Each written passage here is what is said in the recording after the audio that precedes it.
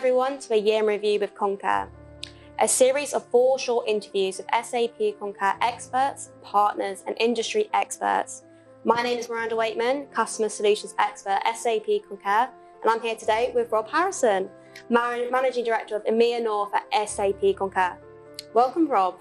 Hi Miranda, Happy New Year to you. Happy New Year as well. How was your Christmas? Well, as you can see, it was probably overindulgent, a little too much to eat and to drink, but yeah, good fun, thank you. Yours? It was good. No, I think that's what Christmas is all about. So I've definitely got an extra layer or two from there, but you know what? We need it with the cost of living crisis to keep warm over the winter months. Absolutely. Brilliant. So on to the actual questions now. So looking back at 2022, what key moments stand out for you or things that surprised you as well? I think a couple of things. We were just coming out of COVID, so we saw continued collaboration. A lot of people working from home, finding new ways of working. But I saw increased collaboration, people working closely together, supporting one another, all different levels. And I was really encouraged by that. I think that's good news. And then of course, we were all beginning to try and embrace hybrid working. What does that mean? Some people want to continue working at home. Some people want to come in the office. Some people a bit of both. And that's not just for ourselves, but our customers as well. So we're all trying to work in a new kind of way. And for me, I don't think that's quite settled yet. So collaborative working, but also working in a new kind of model, more hybrid model. I've definitely noticed that. I mean, even during COVID, even having a bit of spare time back from travelling and such is always quite good. Pretty easier to get hold of people on Teams as well, which That's true. is a benefit. No, but thank you for sharing that. So carrying on with the COVID theme, I just wanted to ask your perception of companies who are now adopting like automation technology and how this has changed during the pandemic. So I think there was a couple of things that I would have noticed. So you had some examples early on where you'd have sort of senior leaders taking the responsibility of duty for care, Yes. but they'd find themselves, they would be going into the office to do some of those tasks that were still manual and not automated. So maybe they go to the office and they'd be picking up invoices and things like that to process. And then secondly, you probably had people that were not used to video conferencing. Over a while, they really got used to that, and then all of a sudden, the expectation was everything that would be done over video. And now we're in a world where it's difficult for people to behave in a sort of more analog way. So things just like recruitment, the expectation now is that maybe two interviews may be done over video.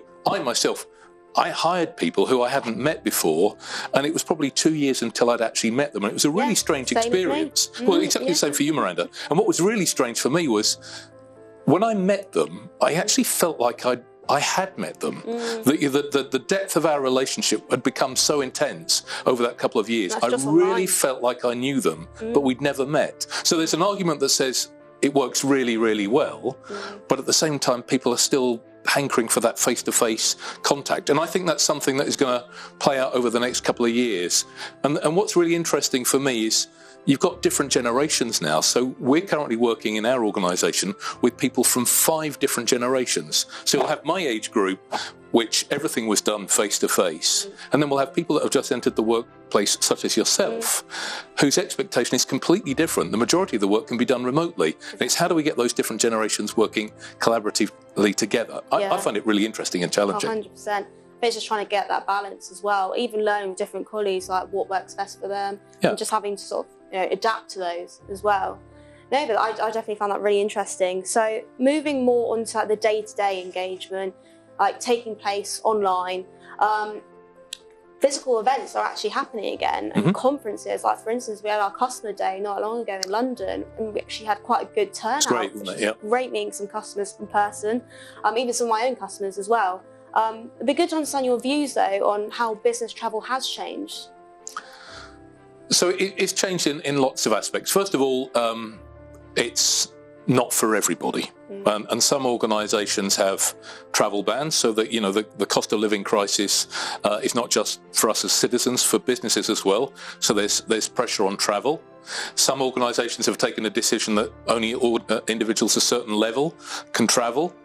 For some organisations, their business is booming, so absolutely everybody can travel. So I don't think there is one common approach to this. I think there's many different things. But what we have seen is absolutely an uptick in those one-to-one relationships, or relationships where people want to continue building business relationships face-to-face. It's not quite where it was, but we did see expense levels certainly, and travel levels up to about 80%.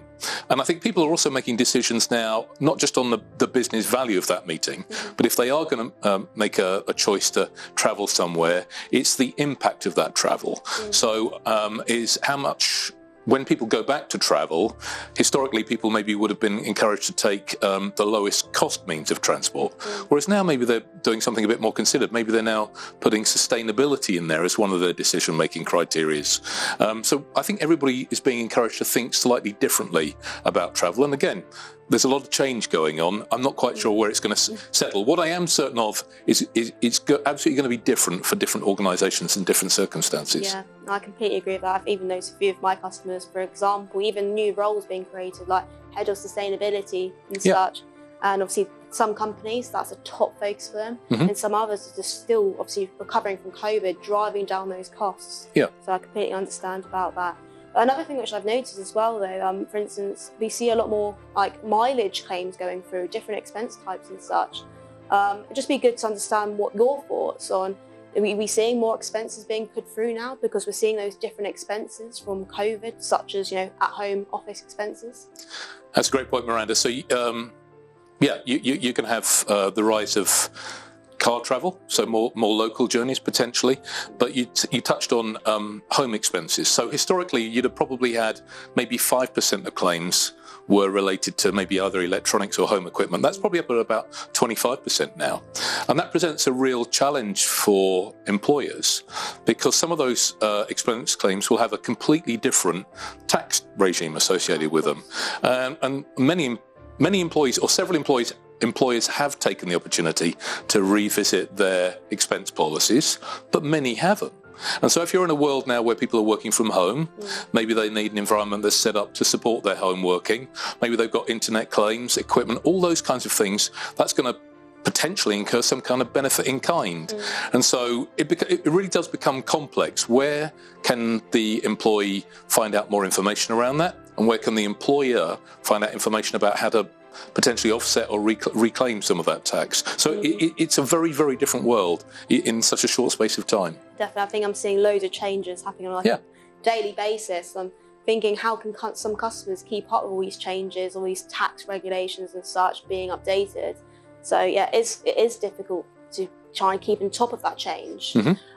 So even when looking at that, when companies need to check receipts in, like, say, multiple language, I've just mentioned, double check the tax rules to see if it's taxable or not. Moving to next year, like, what do you see your big bets are going to be from that change you see there? I think there's 2 or 3 things that companies are going to have to do. First of all, we're in a cost of living crisis. People need their expenses reimbursed on time. They need a solution that can help them claim those expenses quickly. And in order to do that, they've got to know which categories, what is an allowable expense, so all of that kind of stuff. So the user experience has got to be consumer grade, so it's got to be easy to use, quick to reimburse. I'm hopeful that organisations can quickly adapt to these new regimes. They're going to have some new policies, and then ultimately we've got loads of embedded AI and machine learning in there that can help. We've got to move away from a place where people are manually checking everything, and we need the tools to start giving us some real insights into that data so we can proactively provide that information to organisations. So loads of change going on. It's really, really exciting, but we need to be very, very agile. That's my view, Miranda. Oh, definitely. I completely agree with that. And I think that's the whole reason why I'm at SAP Concur. We're at obviously the front of technology. We're seeing all these changes happening, and we get to see it and obviously help customers essentially save a bit of time, plus those users as well. Yeah, brilliant. Well, thank you, Rob, for your time today. It was great speaking with you. So join us next week to discover products and solutions SAP Concur has in store for you for 2023.